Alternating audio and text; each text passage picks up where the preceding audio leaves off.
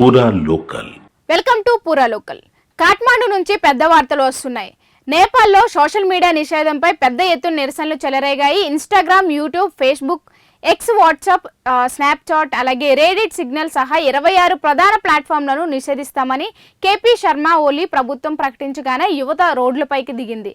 దేశవ్యాప్తంగా ఘర్షణలు చెలరేగగా భద్రతా బలగాలు కాల్పులకు దిగడంతో 20 మంది యువకులు ప్రాణాలు కోల్పోయారు.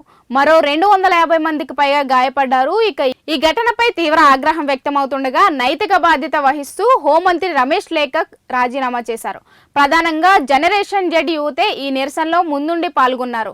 ఇక నిషేధించాల్సిన అవినీతిని, సోషల్ మీడియాను కాదు అంటూ ప్లకార్డులు పట్టుకుని పార్లమెంట్ మైటీగర్ మండల వద్ద పెద్ద ఎత్తున ఆరోపణలు చేపట్టారు. ఇక పరిస్థితి అదుపు తప్పడంతో పోలీసులు బాష్పవాయువు, వాటర్ కెనాల్లు ప్రయోగించిన నిరసనలు మరింత ఉధృతంగా అయ్యాయి.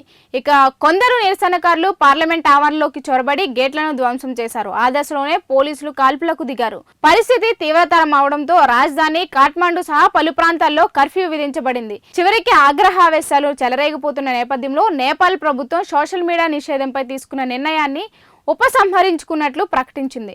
ఇక విశ్లేషకుల మాటల్లో చూస్తే ఈ నిరసనలు కేవలం సోషల్ మీడియా కోసమే కాదని ప్రభుత్వ అవినీతి, బంధుప్రీతి, నేతల తీర్లుపై ప్రజల్లో పెరుగుతున్న వ్యతిరేకతకు స్పష్టమైన నిదర్శనమని చెబుతున్నారు.